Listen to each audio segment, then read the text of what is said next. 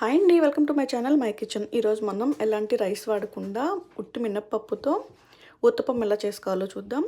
మినప్పప్పుని night నానేసుకోండి. తర్వాత morning లేచి clean చేశాక ఒక మిక్సీ జార్లో కడుక్కున్న మినప్పప్పు అలాగే కొంచెం సాల్ట్ వేసుకొని మిక్సీ పట్టేసుకోండి. తర్వాత ఊతప్పం కోసం క్యారెట్ తురుము, ఆనియన్స్, కొత్తిమీర అలాగే పచ్చిమిర్చి కట్ చేసుకోండి. తర్వాత దోస ప్యాన్ తీసుకొని అందులో 2 టేబుల్ స్పూన్స్ ఆయిల్ వేసుకొని మనం మిక్సీ పట్టుకున్న మినప్పిండిని వేసి కొంచెం మందంగా వేసుకోండి, మరీ పలుచగా కాకుండా. ఇది ఊతప్పం కాబట్టి కొంచెం బాగా స్ప్రెడ్ చేసుకొని దోశలాగా వేసుకున్నాక తర్వాత కొంచెం పైన క్యారెట్ తురుము వేసుకోండి. తర్వాత కొంచెం ఆనియన్స్ అలాగే కొత్తిమీర, పచ్చిమిర్చి వేసుకొని కొంచెం ఆయిల్ వేసేసుకొని సిమ్లో పెట్టి మూత పెట్టేసుకోండి. కొంచెం ఫ్రై అయ్యాక తిరగవేసుకోండి. టర్న్ చేసుకున్నాక ఒక 2 మినిట్స్ ఫ్రై అయ్యాక ప్లేట్లో తీసుకుని సర్వ్ చేసుకుంటే మినప్పప్పుతో ఎలాంటి రైస్ వాడకుండా చాలా చాలా బాగుంటుంది ఊతప్పం.